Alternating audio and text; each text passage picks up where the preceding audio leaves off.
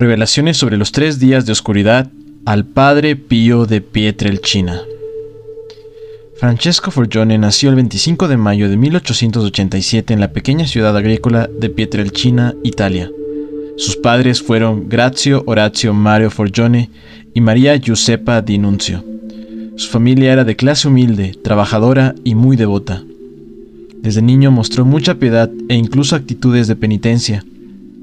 Su infancia se caracterizó por una salud frágil y enfermiza, y desde pequeño manifestó un gran deseo por el sacerdocio, nacido por el encuentro que tuvo con Fray Camilo, un fraile capuchino del convento de Morcone, que pasaba por su casa pidiendo limosna.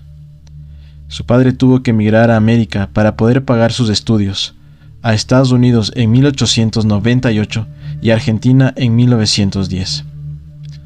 Vida del Padre Pío de Pietrelcina. El 6 de enero de 1903 fue admitido en el noviciado de la Orden de los Hermanos Menores Capuchinos en Morcone, Italia, y al ingresar toma el nombre de Pío.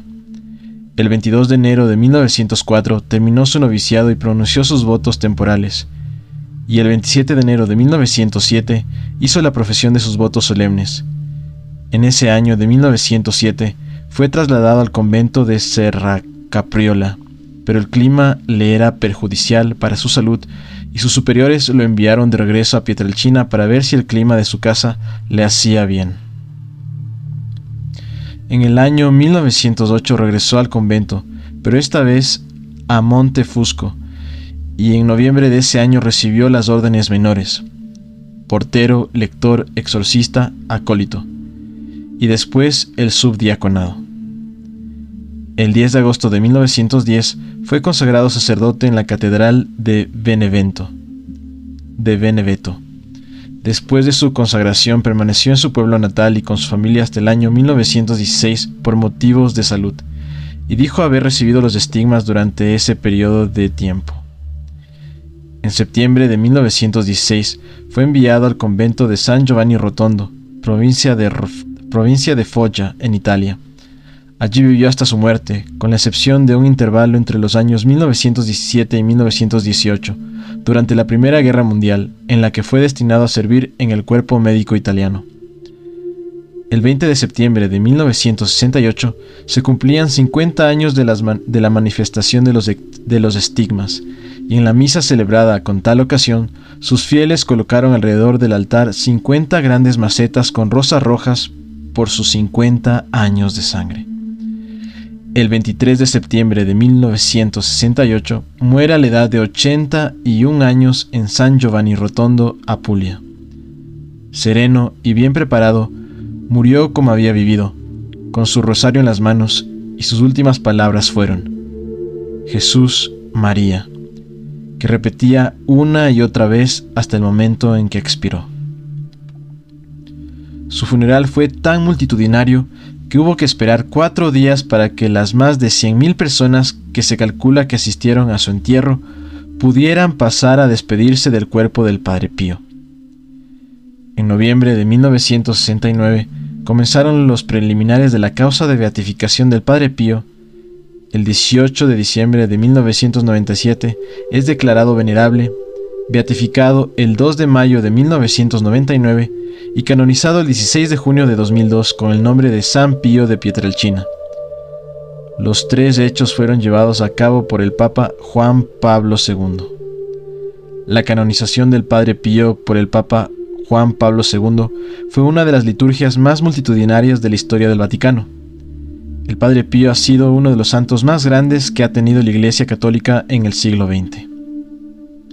Su legado. El 9 de enero de 1940, el Padre Pío reunió a 3 de sus grandes hijos espirituales y les propuso un proyecto al que él mismo se refirió como su obra más grande aquí en la tierra: la fundación de un hospital que habría de llamarse Casa Sollievo della Sofferenza, Casa Alivio del Sufrimiento. El 5 de mayo de 1956 se inauguró el hospital con la bendición del cardenal Lercaro y un discurso del Papa Pío XII. La finalidad del hospital es curar a los enfermos tanto desde el punto de vista espiritual como del físico. A raíz de la Segunda Guerra Mundial, fundó los grupos de oración del Padre Pío. Los grupos se multiplicaron tanto en Italia como por el mundo, de tal manera que a su muerte había 726 grupos que contaban con 68.000 miembros, y en marzo de 1976 pasaban de 1.400 grupos con más de 150.000 miembros. Aproximadamente 8 millones de peregrinos van cada año a San Giovanni Rotondo, lugar en el que vivió y está enterrado. Esta afluencia de fieles solo es superada en su número de visitantes anuales por el santuario de Nuestra Señora de Guadalupe en México. Los estigmas y otros dones. Lo que hizo más conocido al Padre Pío fue el fenómeno de los estigmas, llamados pasionarios por ser semejantes a los de Jesucristo en su pasión, heridas en manos, pies, costado y hombro, dolorosas aunque invisibles entre los años 1911 y 1918, y visibles durante 50 años, desde septiembre de 1918 hasta septiembre de 1968. Su sangre tenía al parecer perfume de flores, aroma asociado a la santidad. La noticia de que el Padre Pío tenía los estigmas se extendió rápidamente, y muy pronto miles de personas de todos los rincones del mundo empezaron a acudir a San Giovanni Rotondo para verle y besarle las manos, para confesarse con él y para asistir a sus misas. Se trata del primer sacerdote en la historia de la Iglesia del que han sido comprobados los estigmas. Sus dones fueron abundantes. Desde niño era capaz de ver y comunicarse no solo con su ángel de la guarda, sino también con Jesús y con la Virgen María, y pensaba que todos tenían las mismas experiencias. Discernimiento para leer las conciencias, sabía los pecados de los que se acercaban a él y lo utilizaba frecuentemente durante el ministerio del sacramento de la confesión. Bilocación y la realización de otros milagros, como por ejemplo la curación. En su presencia se podía percibir fragancia de flores. El don de profecía. Las personas que estaban cercanas a él han dicho que tenía con regularidad combate espiritual muy directo con las fuerzas demoníacas. Poseía el don de lenguas y el don de la conversión. Su jornada le ocupaba unas 19 horas al día. Esta transcurría entre la misa, las confesiones, la oración y su trabajo, lo que hacía que tuviera muy pocas horas de sueño al día, siendo también escasa la cantidad de comida con la que se alimentaba. Haber tenido los estigmas durante los últimos 50 años de su vida. El aspecto más definitorio de su vida, la parte que lo convirtió en un santo, fue su gran amor por Jesucristo y por la Santísima Virgen María, así como sus incansables esfuerzos por llevar a otros más cerca de Dios. Antes de cumplir los 30 años de edad, ya había llegado a la cumbre de la vida espiritual conocida como Vía Unitiva, la transformación en unión con Dios. Revelaciones sobre los 3 días de oscuridad. Mensaje dado en el año 1959 al Padre Pío por nuestro Señor Jesucristo, tomado de su testamento y hecho distribuir por los sacerdotes franciscanos a todos los grupos de oración del Padre Pío desde la Navidad del año 1990. La hora del castigo está próxima, pero yo manifestaré mi misericordia. Nuestra época será testigo de un castigo terrible. Mis ángeles se encargarán de exterminar a todos los que se ríen de mí y no creen a mis profetas. Huracanes de fuego serán lanzados por las nubes y se extenderán sobre toda la tierra.